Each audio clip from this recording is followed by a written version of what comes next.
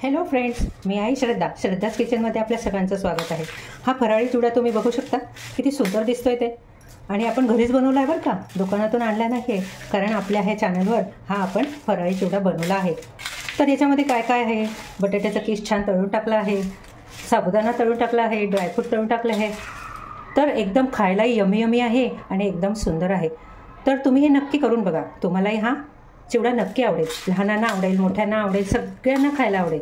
आणि हा माझा व्हिडिओ तुम्ही स्वतः जेव्हा बघाल तेव्हा तुम्हाला नक्कीच आवडेल। तुम्हीही ट्राय करून बघाल आणि हा चिवडा कसा लागला ते तुम्ही मला नक्की सांगा। चला तर बघूया ह्या व्हिडिओसाठी आपण, ह्या चिवड्यासाठी आपण काय काय करणार आहोत ते।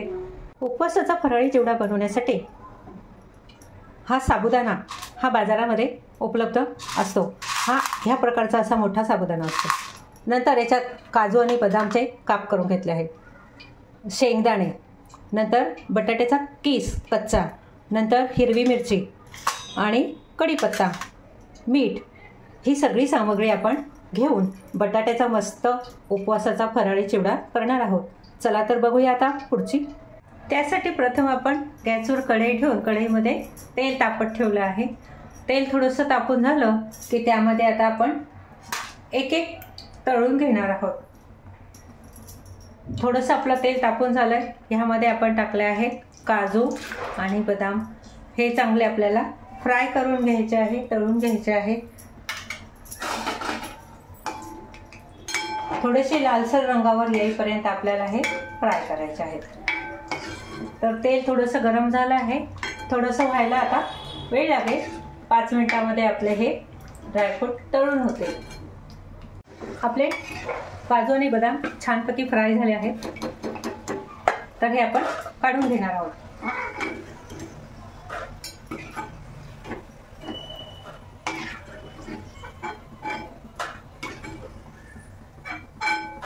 मस्तपैकी छान एकदम तळून तयार झाले आहेत। त्याचा रंग आपण असा गोल्डन रंग तयार झाला आहे। यानंतर आपण टाकणार आहोत शेंगदाणे। शेंगदाणे भाजून घेतले होते आधी,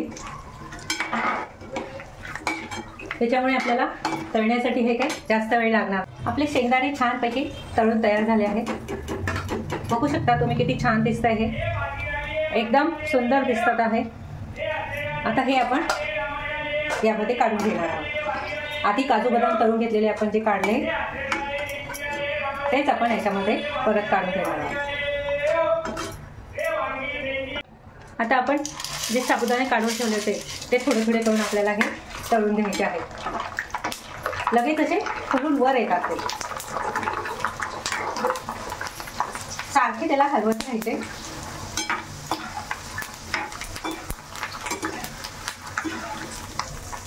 एकदम मोठा साबुदाणा तयार होतो। हा फराळी चिवडा आहे, सगळ्यांना आवडतो आणि कुरकुरीत छान लागतो। तर त्यामुळे तुम्हाला जर करायचं असेल तर पटकन हा चिवडा करायचा आणि पटकन खायला द्यायचा। उपवास म्हटलं की उपवासाला खूप काही लागत असतं आणि खूप काही आपल्याला आवडत असतं, पण नवरात्राचे उपवास असे असतात की त्यामध्ये आपण खूप खाऊ शकत नाही। नवरात्राच्या उपवासामध्ये एक दिवस जे आपण खातो तेच आपल्याला कंटिन्यू खायचं असतं। आणि हा उपवास काही वेळेस संध्याकाळी सोडायचा असतो, दिवसभर उपवास करायचा, संध्याकाळी सोडायचा। काही जण 9 दिवस उपवास करतात, संध्याकाळी काहीतरी थोडाफार हे करायचं, फळ खायचं किंवा उपवासाचं खायचं। तर बघू शकता तुम्ही हा साबुदाणा किती मस्त फुलला आहे, ते पण आपल्याला आता काढून घ्यायचं आहे। किती छान दिसतोय बघा। आता हा आपण आधी जे शेंगदाणे आणि ड्रायफ्रूट तळून घेतले त्याच्यामध्ये आपण हे टाकणार आहोत।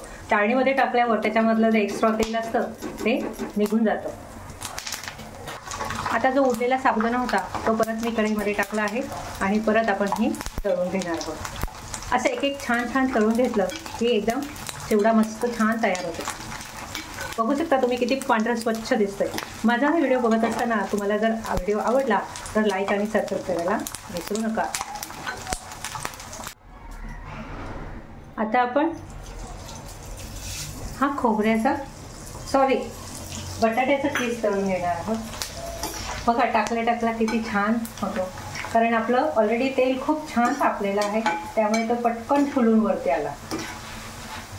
खूप असं लाल होऊ द्यायचं नाही, नाहीतर त्याची चव बिघडून जाते।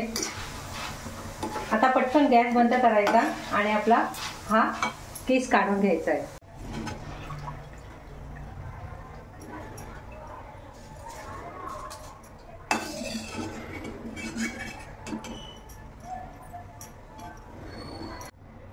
आता आपण मिरच्या तळून घेणार आहोत.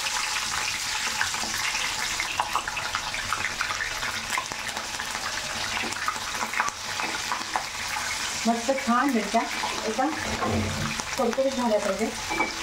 ज्याप्रमाणे आपण पोह्याचा चिवडा करतो त्यावेळेस तेव्हा मिरच्या कशा कुरकुरीत होतात, मग त्या जरी दाताखाली आल्या तरी आपल्याला छान वाटतं आणि तिखटपणाही त्याचा जाणवत नसतो.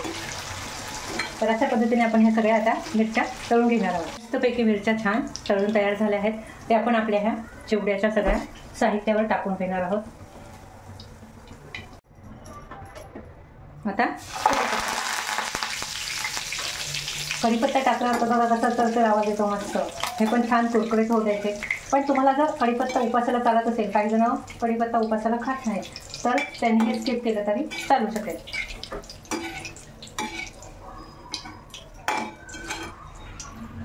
छान तळून तयार होतोय. आता हे आपण सगळं तळून घेतलेलं आहे ते सगळं आपण यामध्ये टाकणार आहोत. कारण याच्यातलं जे तेल होतं ते तेल आपलं सगळं निघून गेलं आहे. त्यानंतर आपण याच्यामध्ये टाकणार आहोत मीठ चवीपुरतं.